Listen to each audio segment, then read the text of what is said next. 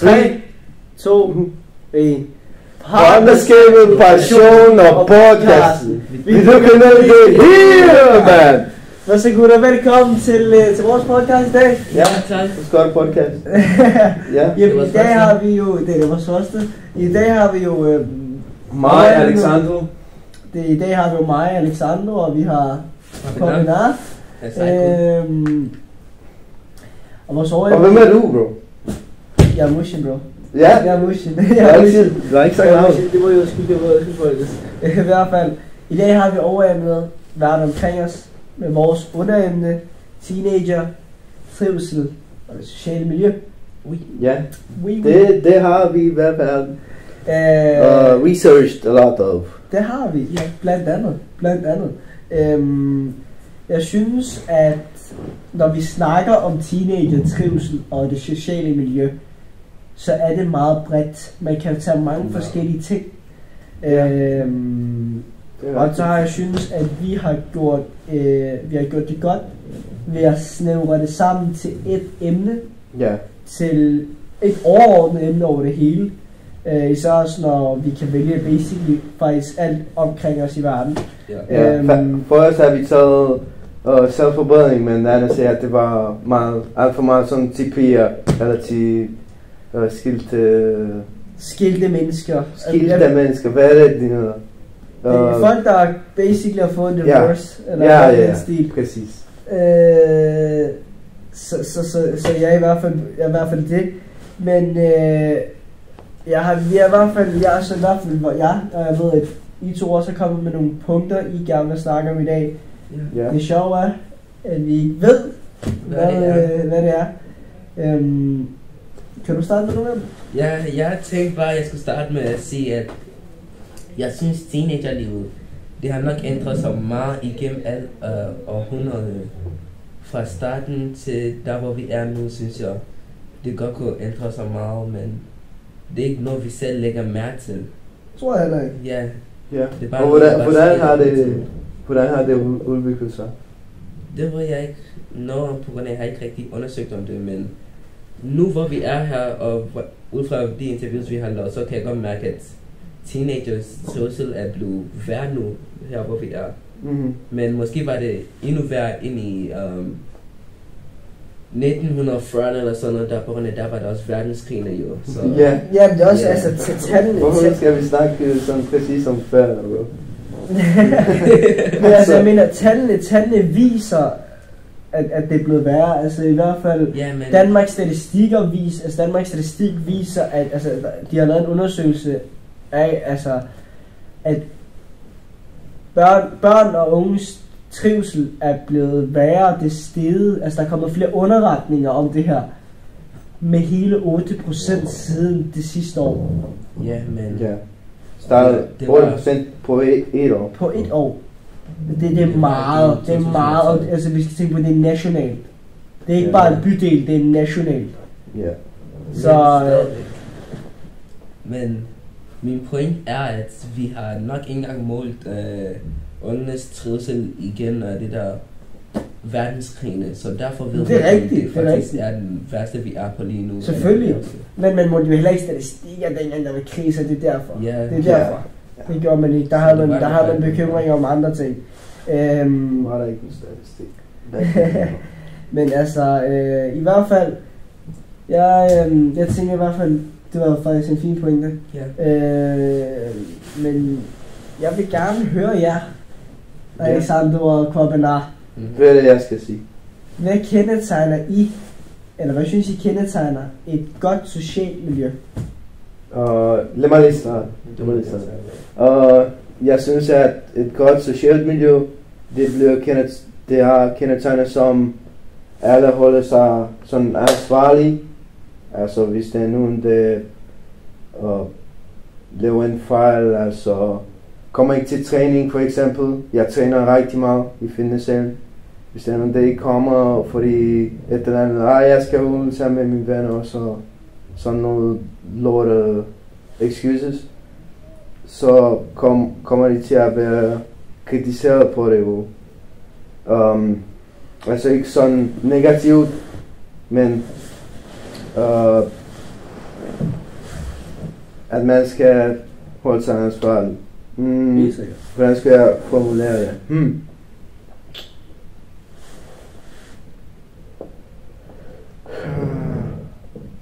Ja. Altså, jeg forstår jo, hvad du mener, men altså i forhold til, at jeg tror, du mener deres disciplin, deres vilje, deres målrettighed er blevet svækket en del. Ja. Og det kan jeg også godt selv se. Og det er algoritmen, der gør det. Det er meget algoritmen, det er meget short form content, virkelig, altså virkelig. Der påvirker. Altså, og det er ikke noget, vi kan styre. Altså på den måde algoritmen, fordi det er sådan, det samfundet gerne vil have, det skal være. Og jeg kan selv se det, jeg kan mærke det på andre, hvordan folk bliver mere og mere afhængige og ligesom presset til at være noget, de måske ikke selv vil være, men også til at blive ved med at bare være på den der telefon. Det er meget kliché. Ja, til sådan meget mere nødelse, end at faktisk, kan faktisk lave noget. Ja, præcis. Ja. Og hør, det er kliché. Det er rigtig kliché, det er det. Kliché, men det er rigtigt. Ja. Der er en grund til, at det bliver gentaget så mange gange, som det gør. Og jeg føler, at statistikkerne siger det. De nævner trivselens så dårlige behandling, eller trivselens så dårlige tal om os unge teenager i Danmark, og generelt ikke engang kun i Danmark, men også globalt, hvor flere statistikker fra USA også har vist, og forskere også udtaler, at børn og unges trivsel og behandling aldrig nogensinde har været værre, end det er i dag. Og man kan se det på det, og jeg ved godt, jeg er teenager, så det er svært at have overblik over det. Men når jeg stopper op og lige tænker en gang, okay, lad mig lige høre. Når jeg bare sådan kigger rundt omkring og sammenligner mig selv med andre, hvilket er sådan bare lige ting at gøre, men lige på det her princip er det måske ikke, hvor meget teenagers disciplin, modenhed og vilje er svækket i samfundet i dag. Det er virkelig svækket. Og jeg ved, at det har noget selvfølgelig at gøre med sociale medier og doomscrolling og jeg kan fortsætte til i morgen. Men jeg føler også, at vi har ansvar over, vi kan godt selv gøre noget ved det. Vi kan også selv hjælpe vores venner med det. Vi kan opfordre vores venner til at stoppe med at dumskåle. Jeg prøvede det med mine venner. Ja? Jeg prøver at sige til dem, stop med at skrive så meget på TikTok, og lad os have en ærlig samtale. Ja, præcis. Og det kommer aldrig til, fordi TikTok, den algoritme, som du sagde, den er lavet som om, for at man skal blive ved med at scrolle. Præcis. Og så får man sådan dopamin reward. Ja, jeg kan også godt se mærke det, når jeg nogle gange siger, hvis jeg keder mig eller andet, og jeg har lavet alt, hvad jeg skal. Jeg har læst bogen, jeg har læst en time, jeg har lavet alle mine lektier, jeg har spillet fodbold, jeg har trænet min fitness-træningsdag, og jeg bare sidder på min telefon. Jeg kan godt mærke, at lige pludselig så finder jeg mig selv for at gå til at være på telefonen i 2-3 minutter, til lige pludselig at være der i 40 minutter. Altså uden jeg lægger mærke til det. Det er virkelig crazy. Også hvor jeg lige pludselig ser dig sende mig en video kl. 2 om natten på Instagram video eller alt andet. Hvordan jeg selv gør det jo ligesom. Der er også nogle gange, hvor jeg bare går randomly på min telefon, ligesom efter jeg ikke har noget at lave, så siger jeg bare en video, der ser spændende ud på en thumbnail. Og efter jeg går på den, så begynder jeg bare at doomscrolle i 2 timer, bro. Men ham her, og det føles altid som 20 minutter. Ham her, han er den sygeste. Jeg kan svare, at der står på Snapchat, de der Snapchat location, I kender det godt, når jeg der har Snapchat, at man kan se på en, hvornår man har været på Snapchat sidst, eller hvornår man har været aktiv på Snapchat, ikke? Yeah. Så står der, sender jeg dig en besked, lad os sige klokken 10. Yeah. Jeg sender dig en besked, og der står deroppe dit navn, og at du har været online lige nu. Og fordi jeg lige har sendt et besked, og så svarer du. så svarer du den efter 2 minutter, 1 minut. Og så svarer jeg igen.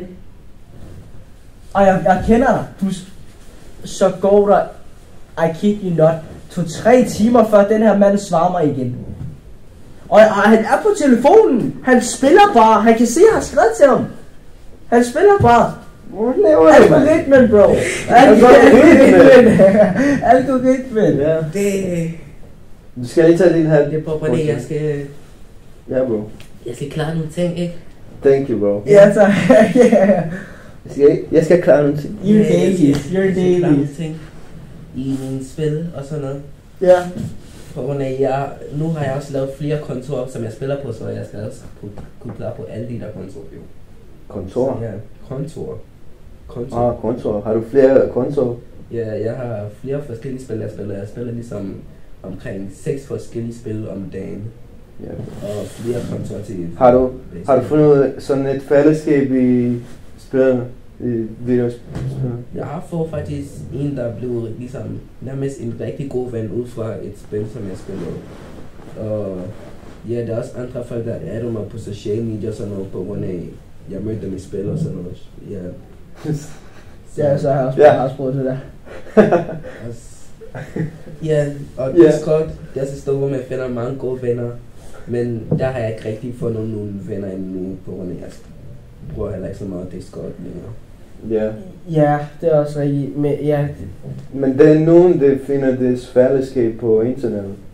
Det er rigtigt. Det skal vi også tænke på. Men også det med, for det meste bruger de ikke engang tæt på, eller sådan noget. Ja, altså vi ser også sådan noget som online dating og sådan noget, som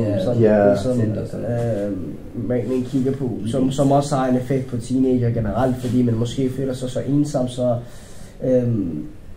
man fuldstændig føler, at man har forladt omverdenen fuldstændig, altså helt faktuelt bare har gjort det op i hjernen, og så føler man sig måske så nedsædet, mangler sådan den her kærlighed, at man måske bare går ud og bare snakker med en, men det er ikke rigtig nogle dating apps for teenager, undtagen fra måske Snapchat. Nej, det er ikke, men man kan altid lyve om sin alder og bare komme ind på sådan noget. Ja, det er rigtigt.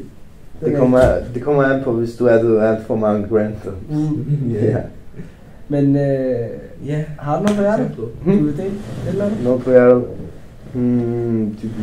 Sorry, bro. Hvad er det, jeg skal snakke om? Jeg har fundet det her studie,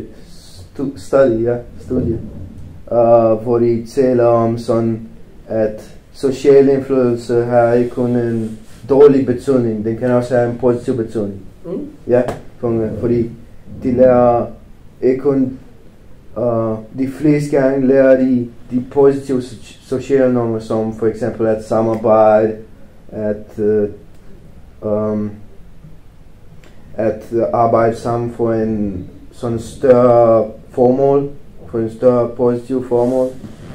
Og at sociale normer, det bliver sådan meget adopteret fra familien og vennerne. Ja. Familien og vennerne, ja. Og at mange teenager har det svært med at sådan identificere de rigtige sociale normer. Ja. I det studie, det snakkede de om,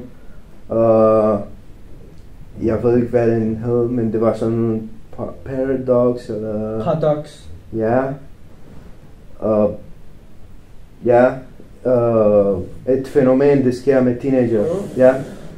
Og så de alle tror, at alle de andre trækker mere end en selv på universitetet. Det er rigtigt. Der er mange, der bruger sådan noget druk og sådan noget bare for at passe ind, eller prøve at få ligesom spille den her coole person og ligesom træde i karakter og blive accepteret i den omgangskreds, du nu befinder dig i.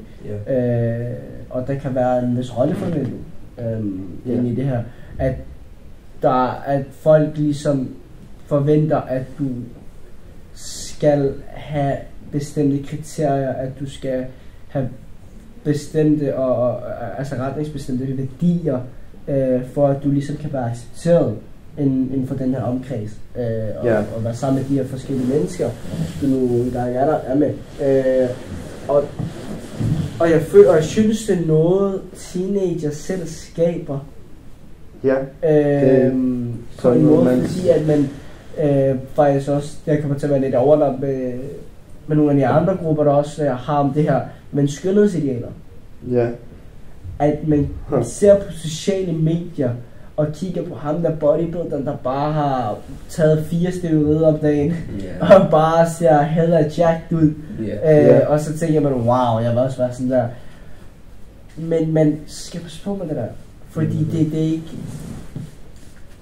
det er ikke, altså, selvfølgelig er det svært, det gør alle tænker, okay, jeg vil gerne forbedre mig selv. Det er også en god ting at sige, okay, jeg vil gerne forbedre mig selv, jeg vil gerne udvikle, jeg vil gerne være bedre, end hvor jeg står nu. Men der er forskel på at sige, okay, jeg vil rigtig gerne forbedre mig selv, hvordan kan jeg gøre det? Kontra, jeg har det ikke godt med mig selv. Jeg synes alle ser bare langt bedre, end jeg gør, og alle er bare langt mere foran mig i livet, og sådan ting. Og så er det kun. Så er det ikke. Men de her ting, og skud ud til gruppen, der har gjort det, for de er også klar, det er godt, jeg også læste der synopsis, så jeg kommer også til at tage det her lidt fra det her, at folk, altså data, statistikker, tal og forskere beviser, at antallet af børn og unge, og generelt bare vores teenagealder, der sammenligner sig selv og har det dårligt med sig selv, ens krop, ens værdier, er steget markant, end hvis vi kigger tilbage for 10 år siden eller sådan noget.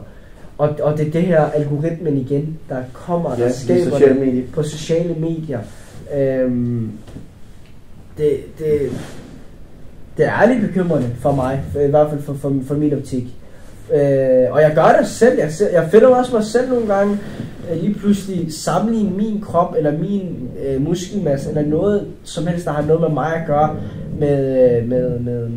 med andre, med en eller anden, der har trænet i 10 år, eller er på steroider på 1 år, og har fået en krop, der er uopnåelig.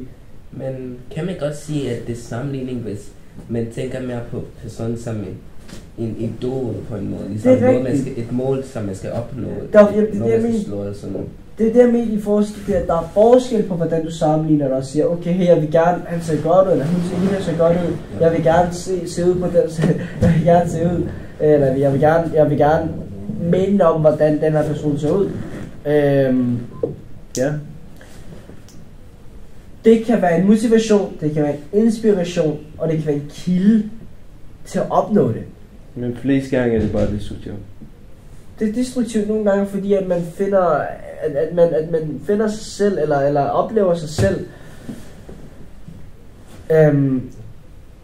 virkelig kigge ned på sine egne normer, på sine egne, jeg har det jo meget nu, men det værdier, og sige, ved du hvad, måske er jeg ikke god nok, måske kan jeg ikke komme frem, måske passer jeg ikke ind her. Og det hjælper sociale medier, fitnessmodeller, og folk, og influencer, og folk, der har dyrket sport. Men det er ikke kun på sociale medier. Det er ikke kun på sociale medier. Man bliver sådan, man kan godt føle sig udstødt, eller hvad er det, du siger? Og sådan out of the group. Utilpas, eller føler sig malplaceret. Det kan også ske, hvis man er sådan i en dårlig sådan vennegruppe, for eksempel en negativ vennegruppe. Og hvor for eksempel det fænomen med at alle sammen det trækker sådan med en selv, og det er sådan realiteten. Altså det er på at sige, og hvis man er i sådan en social gruppe med dårlig dårlige, negative, antisociale sociale normer. Man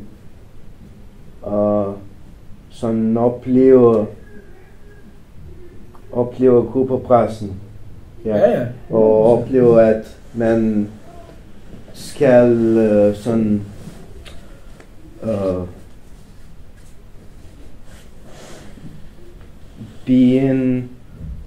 be someone, how do you say this, be someone that they maybe don't feel as much, they don't associate with as much, but men de skal, ellers bliver de sådan sparkle, kicked out of the group. Det er rigtigt, altså det er det vi mener med rolleforventninger og Men gutter, siger vi så, at det er dårligt at sammenligne sig selv med nogen, selvom man gerne vil opnå det høje punkt? Nej, men det er det nogle gange.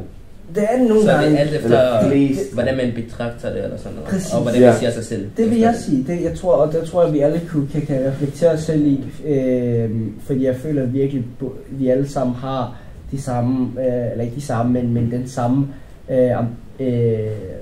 ambitionsniveau også til at opnå ting. Ja. Og det kan jeg godt reflektere i nogle gange, at man nogle gange sammenligner sig med andre, eller kigger på en og så tænker, wow. Og det igen, det kan være godt. Det kan også være dårligt. Det er virkelig alt om alt, altså hvordan man gør det. Hvordan man gør det. Det vil jeg sige, tror jeg. Men så har jeg et spørgsmål til jer. Ja. Nu er det sådan lidt meget emneskift. Ja, det er okay. Synes I egentlig, at... Jeg vil lægge pause for ham. Ja, jeg vil lægge pause for ham. Synes I egentlig, at det er nødvendigt at ofre, synes I egentlig, at det er nødvendigt at ofre sociale relationer for at opnå sine egne ambitioner, sin egen drømme, eller kan de to egentlig gå hånd i hånd? Kan man balancere de her to? Jeg tænker mere, at det er sådan noget, der er ratio-agtigt, så... Sociale arv? Nej. Ratio. Ja, så ligesom...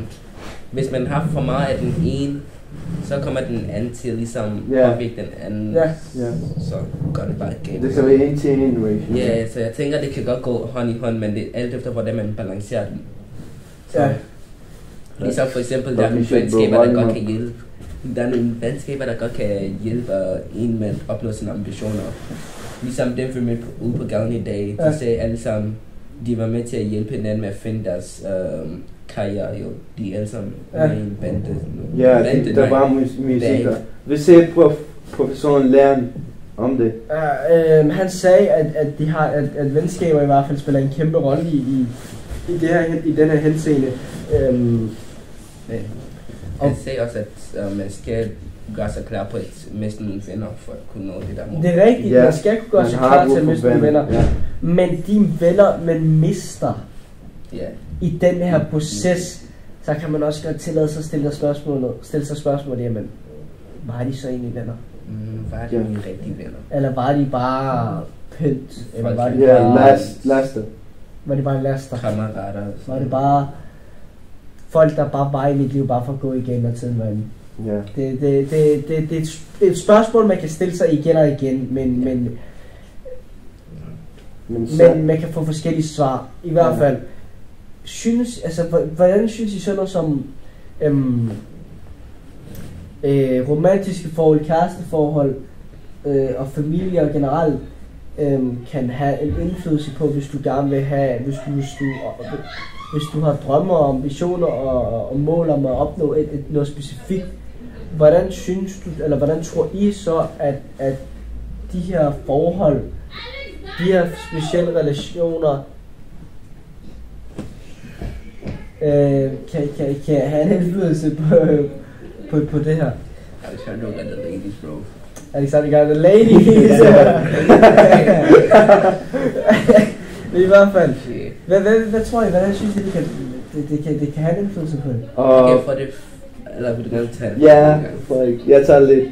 Altså hvis man har sådan en dårlig kæreste, det har jeg set flere gange, så kommer man ikke nogen steder hen, og man kommer jo ikke ud af sin komfortzone, og sådan man bliver alt for meget attacheret til nogen. Men hvorfor det? Eller hvorfor tror du? Fordi det er nogle personer, der er sådan meget anderledes psykisk, sådan syn, altså unconscious syn på sådan kærlighedsliv. Ja, det er rigtigt. Det er nogle, der er mere attacheret, og så nogle, der er mere detacheret. Og så man skal have sådan en balance mellem at være med sin kæreste og sin egen ting. Det er ligesom alle de andre relationer, man skaber. Men man lægger især vægt på kærlighedslivet, fordi den er den mest sådan populariserede reklamere for i livet. Det er altid siger, ej, du skal have en kæreste, for at blive X-år. Jeg ved ikke. Ja, det er ja. Altså, der er mange i dag, der bare har kærester, og hvorfor har kærester, der er sammen med folk, bare for at være sammen med folk. Men måske er jeg blevet påvirket af de der ting, eller sådan noget, men jeg synes stadigvæk, at kærester, de er et stor del af glæden i ens liv. Det er en kæmpe del, altså du skal tænke på, når man er kærester, så i hvert fald, så regner jeg i hvert fald med, det jeg går ud fra, min hypotese, at man ligesom prøver at styrke hinanden, men at sigte efter noget større. At udvikle det her forhold til forhåbentlig ægteskabet på et tidspunkt. Et kærlighedsforhold skal være jeg skal hjælpe en med at trive. Præcis, altså du skal prøve, altså den person du deler den her kærlighed med, skal jo ende med at være, altså I skal ende med at være I skal ende med at blive til en person. Ja. 2 sjæl, 1 tanke. Er det det, man hører hele tiden? Altså, det er rigtigt. Det har jeg aldrig hørt. Aldrig? Virkelig, men 2 sjæl, 1 tanke, det vil jo basically sige, at man smelter sammen som en person. Man smelter sammen som en person, men man kommer til at være et menneske, fordi man har fundet den rette, der afspejler ens selv og ens ambitionsmål og ens ambitionsniveau og alt andet, der udspiller sig på det her niveau. Eller det er måske ikke det her niveau, det her emne. Og derfor tror jeg, eller synes jeg, at når man kigger på sådan noget som venskaber, familier, romantiske forhold, din omgangskreds, dem du hænger ud med, dem dem du omringer dig, dem du omgås med, de har en kæmpe indflydelse. Just that. It's okay. Det er hvorfor jo, fair. Ja. I hvert fald. Jeg mener i hvert fald venskaber, kæresteforhold, familier kan have en kæmpe stor og i hvert fald vigtig eller destruktiv indflydelse på sit liv, og i hvert fald når man gerne vil opnå noget, mens især på vores alder. Fordi kærlighed, det spiller en kæmpe rolle. Det gør det. Fordi det er der du i hvert fald på en eller anden måde finder ud af, hvem du er. Hvem er jeg egentlig? Fordi kærlighed kan have 2 påvirkninger. Enten kan det da hjælpe dig med at løfte dig op, noget mål og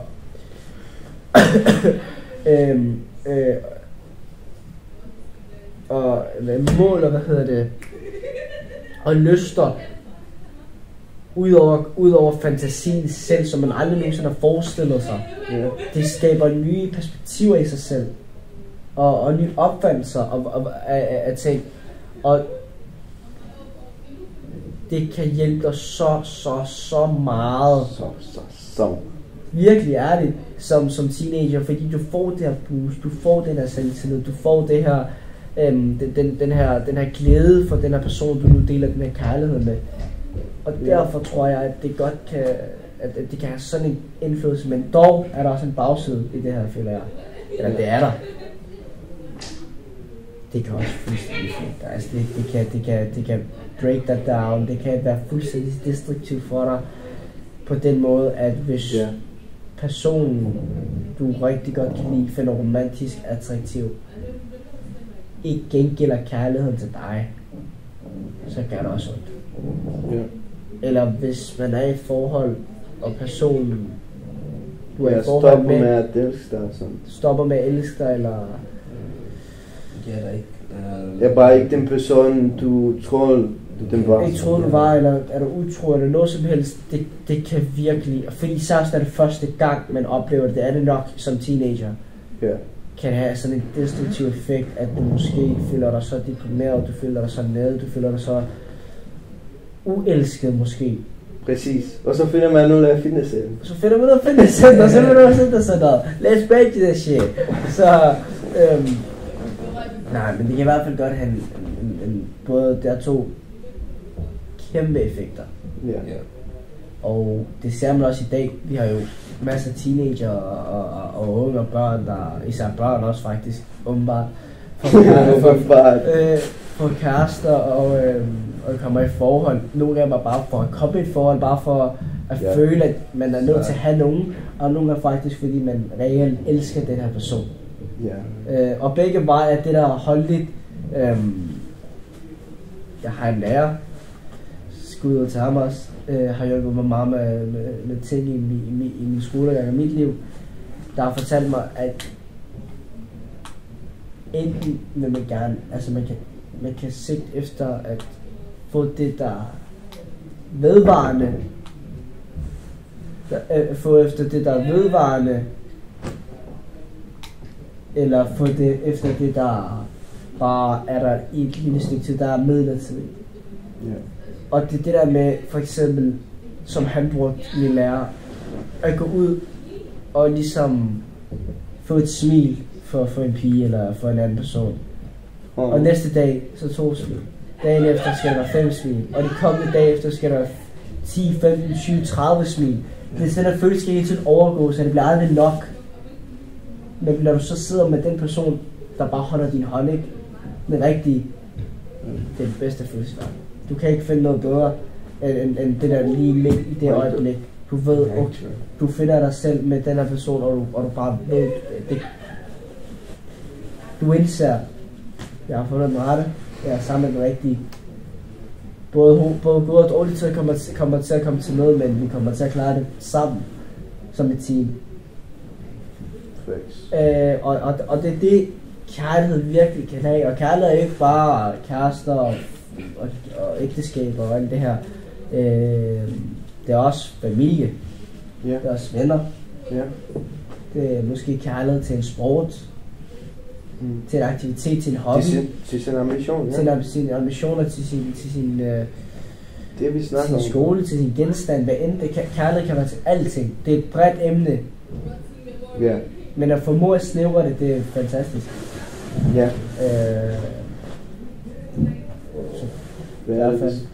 Hvad er det, vi skal nu mere snakke om?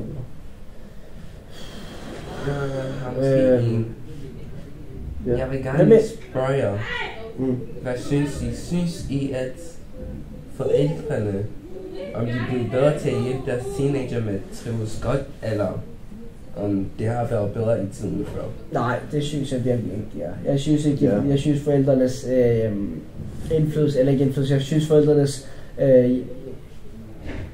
hjælp til børn ikke nødvendigvis er blevet dårligere, men det er blevet sværere for dem at trække ind til. Ja, især på grund af, at det er alting, det ændrer sig. Det ændrer sig hele tiden. Altså, vi har sociale forandringer overalt, hvor vi går. Virkelig. Jeg kan også mærke, ligesom, at man får lidt mere hjælp af vennerne. Det er også noget, jeg har studeret. Altså, jeg har set fra studiet, det siger om, at det er sådan nogle sociale konflikter, og teenager vil prøve at løse problemer på den måde, deres venner anbefaler dem til, i stedet for at følge den måde, deres forældre opfører dem til. Ja. Godt. Det du var i gang med at sige. Eller har du glemt? Det kan være.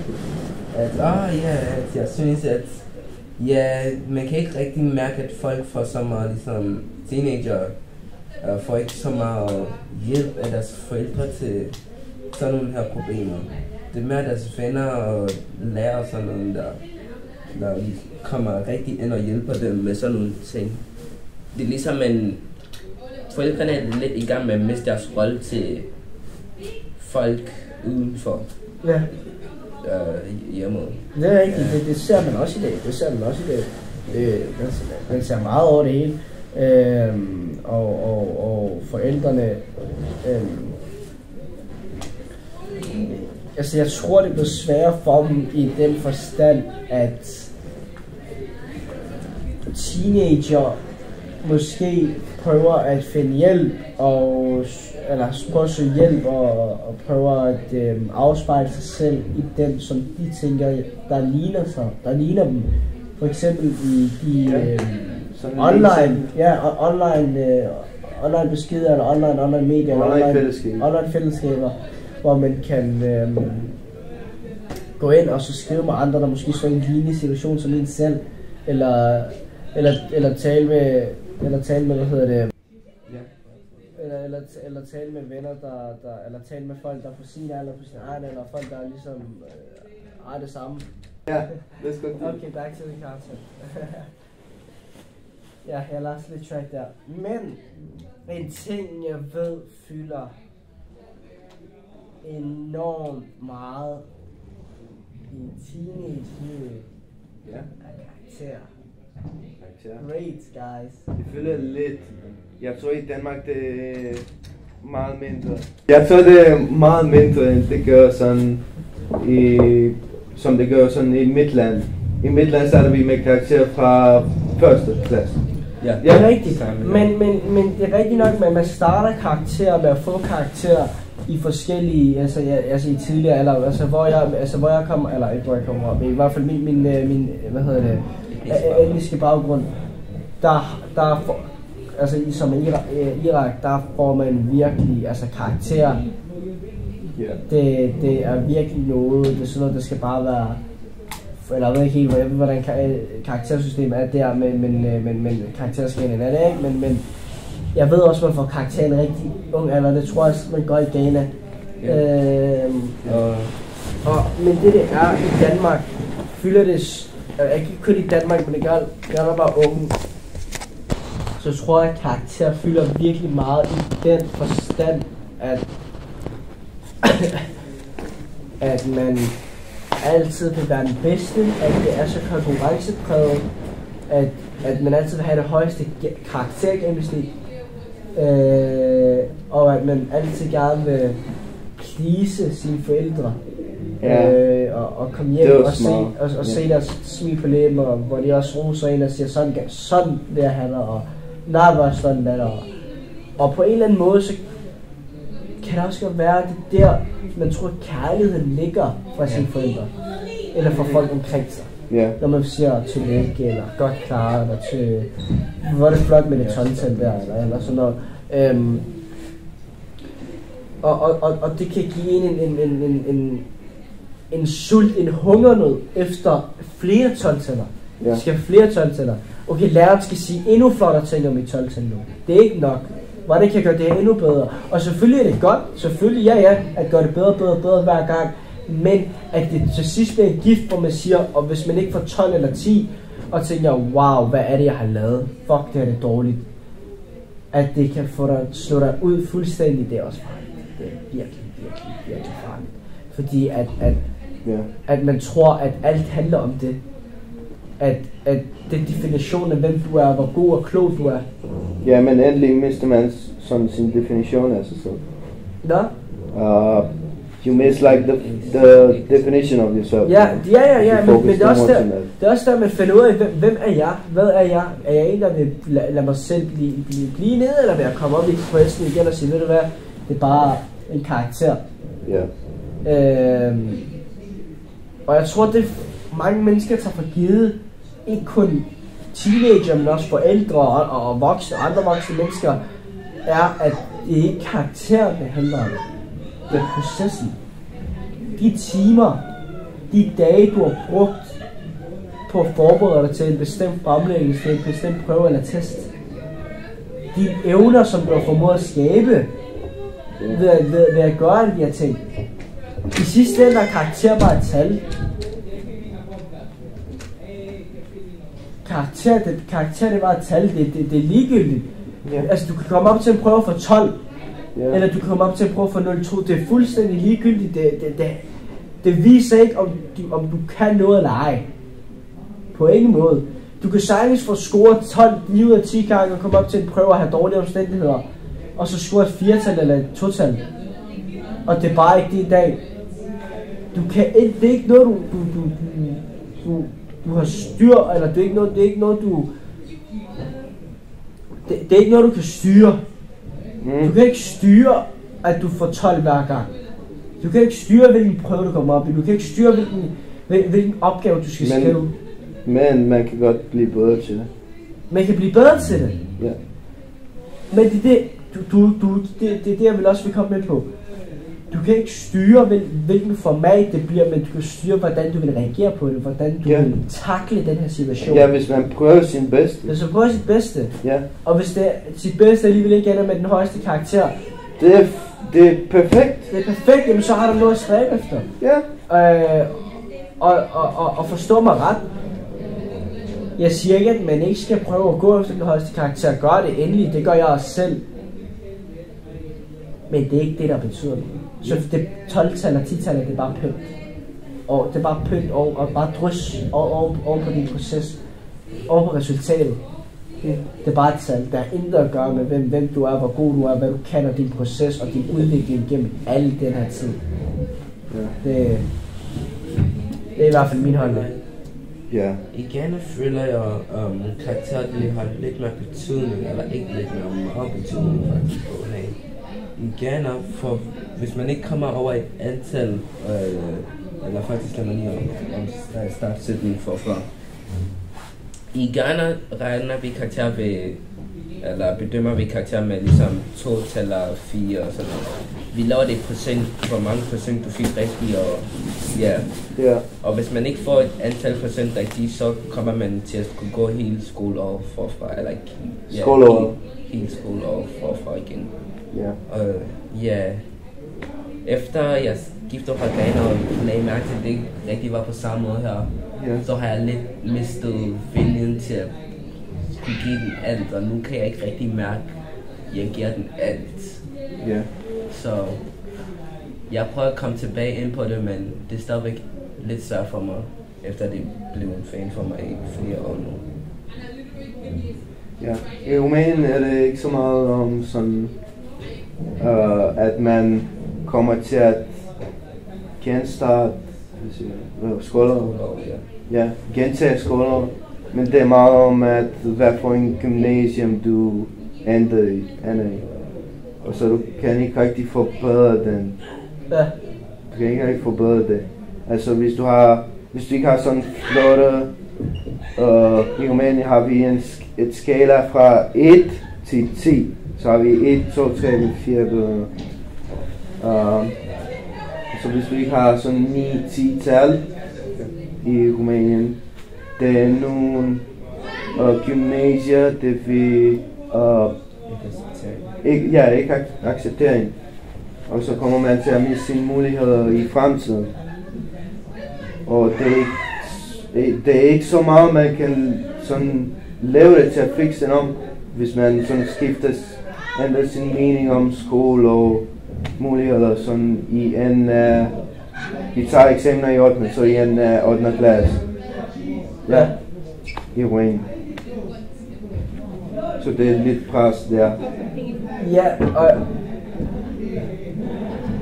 Ja, og det er altså voice crack remix i hvert fald. Ja. Så det jeg ved, jeg kan ikke huske det lidt før, men jeg ved godt, at vi snakker om det uden for podcasten, at samfundet i dag er så kontrolleret på den måde, at fagene er blevet meget dansk, matematik, fysik, kemi. Det er meget det er meget bestemte fag, vi har nu. Der er blevet lagt meget mindre vægt på sådan noget som idræt, billedkunst, håndværk, design, musik. Engelsk er der også engelsk på en måde. Ja. Vi har engelsk og laver det på en dansk og sådan noget. Det er rigtigt, men og vandet, men kommer ikke, det bliver også et udtrækningsforening. Ja, go. Men i hvert fald,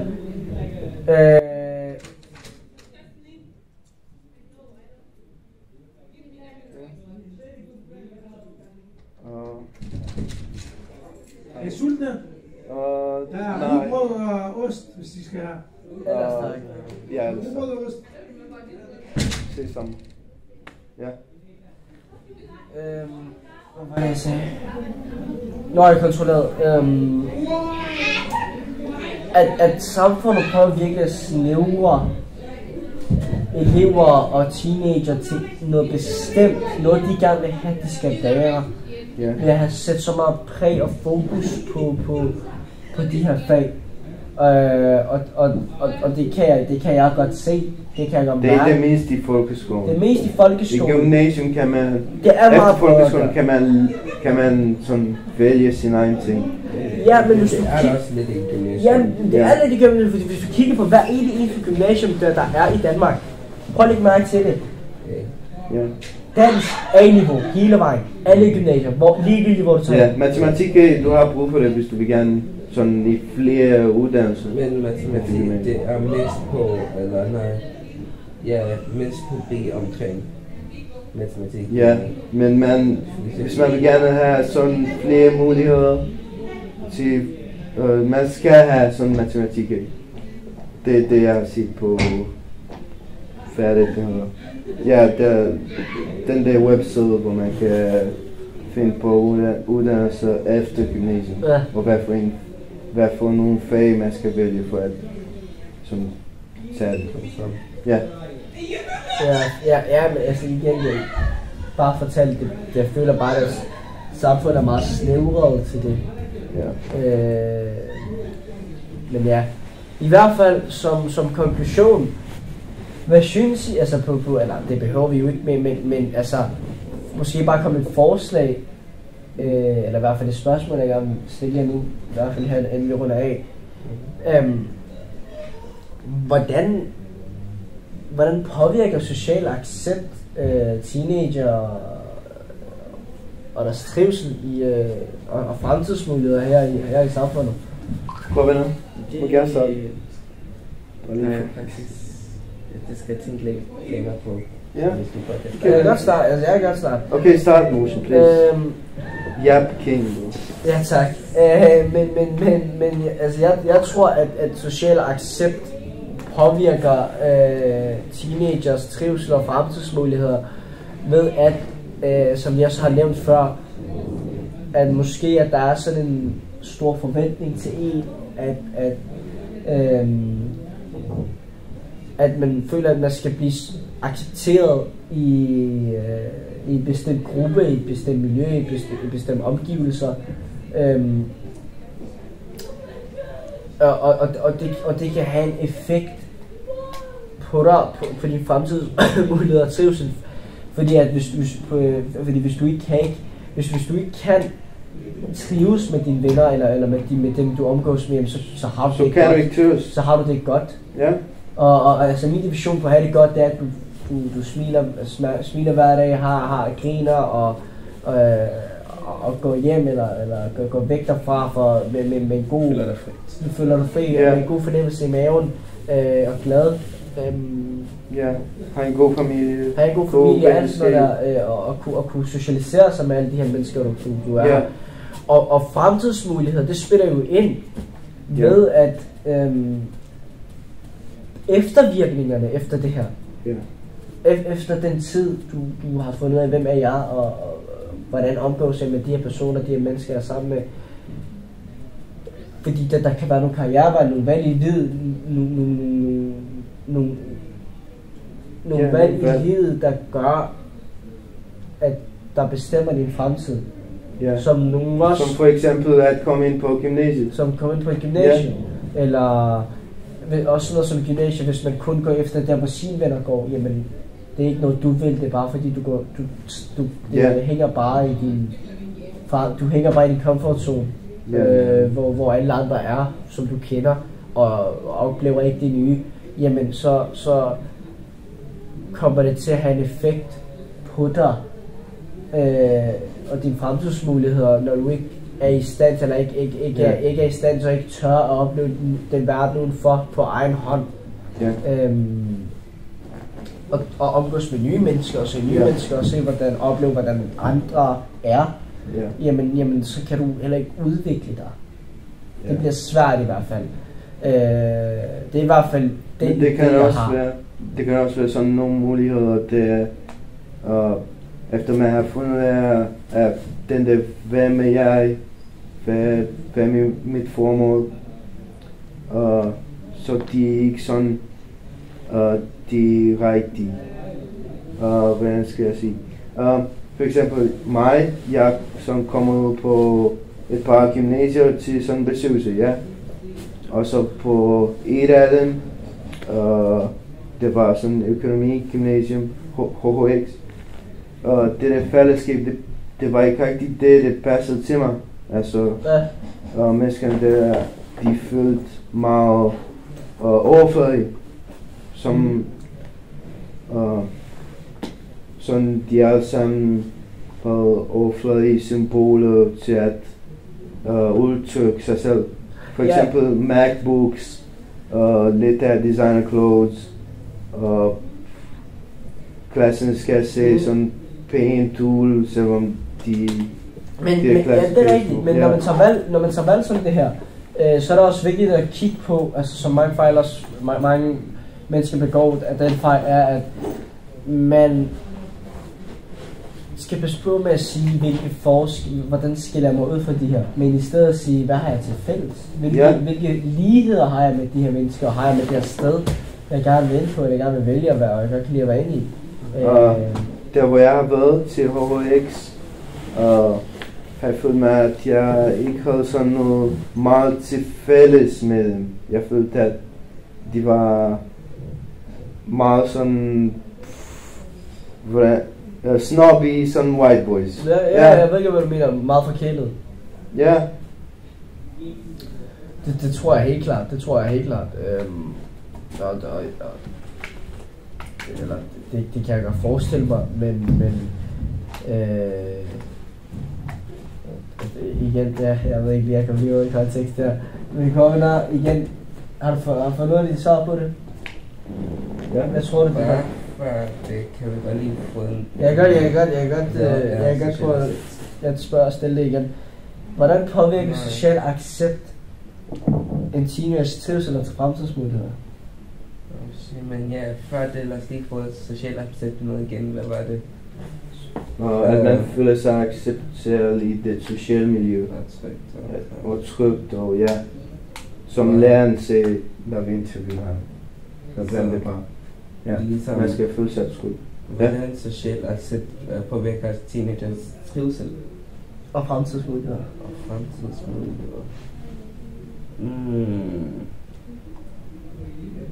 Shit.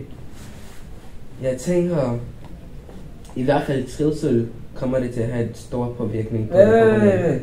Så gør du. Din mær sexakt. Kan du se?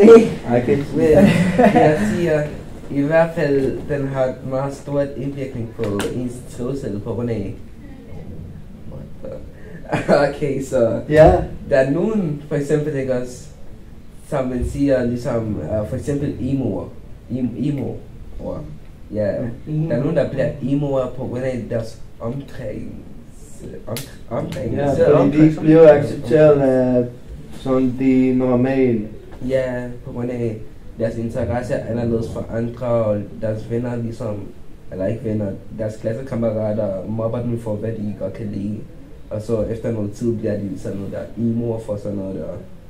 Og lige pludselig vil de gerne dræbe sig selv og sådan noget, så jeg tænker, vi kan dybt ind i det her dræbe sig selv, vi kan dybt. Så i hvert fald det med socialt accept, det påvirker ens trivsel meget hårdt. Det kan godt påvirke ens trivsel meget hårdt. Og så er der det der med fremtidsmuligheder. Og for det vil jeg gerne sige, hvis man gerne vil opnå noget, så skal man også have det trygt med det der sted og sådan noget. Yeah. Det man gerne vil. Og ja, derfor har accepten og trivselen også et god påvirkning på det der. Yeah. Også. Så ja, det hænger alle sammen hånd i hånd. Yeah. Altså man har brug for den ene, før den anden kan godt fungere, og den anden er også, skal man også bruge for den anden også fungere. Okay. De fungerer rigtig ikke uden hinanden. Okay. Jamen, Så har jeg i hvert fald sidste spørgsmål, inden vi slutter. Ja. Jeg tænker på det samme. Nej. Skal jeg sige det samtidig? Hvad starter dit spørgsmål? Bare sig det, guys. Hvad? Den mest starter hvilken? Hvilket? Okay. Og hvilken rolle, jeg synes, når vi snakker om, hvordan påvirker social accept og sådan noget, trivsel og så videre. Hvilken rolle spiller så venskaber, personlige relationer, familie og ungdomsfællesskaber? Altså hvilken rolle spiller de her ting i den her henseende, i det her emne? Altså, når vi snakker om fremtidsmuligheder og social accept, jamen og ambitioner, hvilken rolle spiller de i alt det her? Altså hvis man har et stærkt, positivt fællesskab, så kommer man til at trive meget bedre. Det tror jeg også. Ja. Jeg kan føle af finde selv, jeg kan komme. Ja, jeg føler det meget tryghed, inspiration, og ja, inspirerende. Folk man siger op til og sådan noget. Ja. Hvis man har sådan venner, man ser op til, og sådan konkurrerer med hinanden på en venlig måde, så kommer man til at trække sig selv op med dem. Ja. Men hvis man har sådan negative, dårlige venner, der altid prøver at trække man ned, sådan, hvorfor har du gode karakterer, hvorfor træner du så meget, hvorfor kan du lide den her slags musik, som jeg ikke kan lide. Og så kommer man til at ikke udvikle sig så meget. Ja, men helt klart. Og de spiller en kæmpe rolle, når det kommer til det her. Og det er jo fordi, at man siger, at man er sammen med de personer, man selv afspejler sig som. Yeah. For eksempel, you are the equal of the 5 people you hang out the most. Yeah! Altså for eksempel, jeg er jo sammen med jer tre, eller jer to en del, fordi jamen, jeg kan afspejle mig selv i jer. Jeg kan spejle mig selv i jer, jeg kan se mig selv i jer, fordi jeg kan se jeres ambitionsniveau, jeres målrettighed, jeres de ting, I gerne vil opnå i livet, og hvordan I gerne vil opnå det, jamen der har vi meget til fælles. Yeah. Og det styrker mig, det hjælper mig med at opnå mine ambitioner og lære fra jer og bruge det, når jeg skal bruge det til min egen ting, og når jeg skal bruge det i mit eget liv, og lære fra mig også, når det kommer til det punkt, så kan jeg bruge meget af det her, blandt andet meget af jer, men også sådan noget som skolelærer, eller min far, eller mor, eller en virkelig god ven, eller en pige, eller noget, når det kommer til sådan noget her, så kan man bruge rigtig, rigtig meget. Og jeg har i hvert fald, jeg ved, der er meget lag på det her mange steder i verden, især i Danmark. Men jeg ved i hvert fald, med mig, så har jeg en virkelig god lærer, der hjælper mig med mange af de her ting, der tager fat i mig, når den her lærer kan se, at jeg måske ikke er på toppen i dag, eller der foregår 10 milliarder ting op i hovedet på mig, eller noget i den stil, jamen så er det en god hjælp at få med en, der er så erfaren, en, der har så meget oplevelse og experience i sit liv. Og det hjælper en utrolig meget, man skal tro det var. Ja, rigtigt. Men så vil jeg gerne lige komme ind på noget. Ligesom, du sagde lige før, at man er meget sammen med dem, som man siger som en afspejling af sig selv. Oh shit, vi slutter aldrig. Ja. Ja. Så hvilken afspejlinger af dig selv kan du godt sige også så? Ja. I hvert fald, når det kommer til sådan noget som karakter, så ved jeg i hvert fald, at vi går i klasse sammen, det gør vi jo ikke. Vi har kun timer sammen, når vi har idræt. Men sådan noget som karakter, der ved jeg, at vi arbejder meget sammen i skoleopgaver, sådan noget som projekt nu. Og siden starten af 9. klasse. Siden starten af 9. og det er virkelig også godt at finde ud af, hvem kan jeg måle mig med her, hvem kan jeg arbejde godt sammen med, for at jeg opnår de mål, vi gerne vil opnå. Og der kan jeg se mig selv i jer, ved, at I har den samme stræben. Mhm. I har den samme stræben. I har den samme vilje til at gøre det her.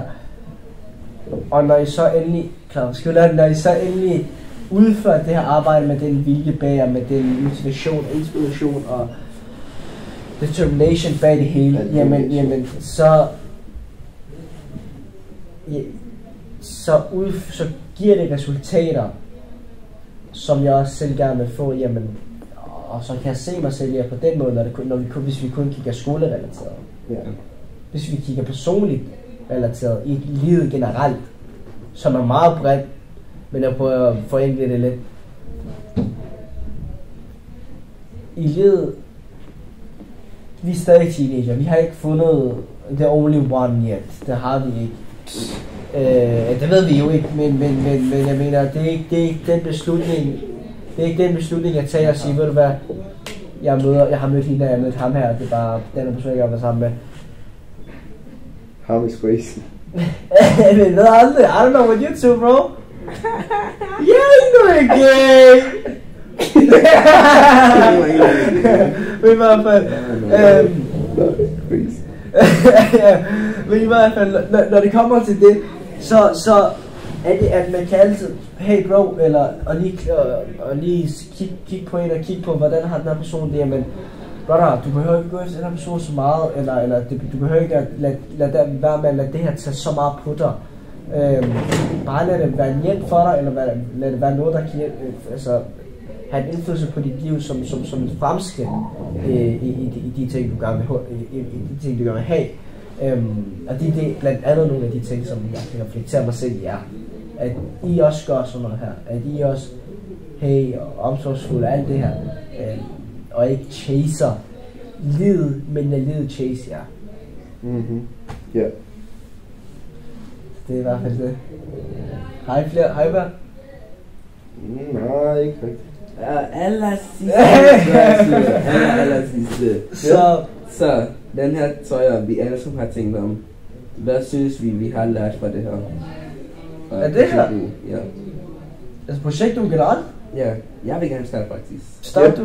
Ja, jeg synes faktisk, jeg har lært en del på grund af, jeg vidste til starten vidste jeg ikke ligesom, at hele vejen fra omkring 4. eller 5. klasse her, fik folk allerede som det dårligere, eller sådan noget, ligesom trivselen blev bare værd derfra. På grund af, at de begyndte at tænke på, hvordan de skulle være i skolen, hvordan de skulle gå i tøj og sådan noget, hvilken karakter de skal få og sådan noget, hvad folk tænker på dem og sådan, om dem. Og ja, og at ligesom omkring 8% af, hvad hedder det? Underretninger. Er faldet og sådan noget. Ikke faldet med sådan noget. Ja. Det er ligesom, unges trivsel er faldet med 8% og sådan noget. Ja. Og det vidste jeg heller ikke til, før vi startede på det her opgave og arbejde med kilderne. Ja. Ja. Det du siger, det hænger meget med sociale normer, og det har jeg også lært meget af, især på grund af et af studierne, som jeg blev ved med at tale om, fordi den var så god.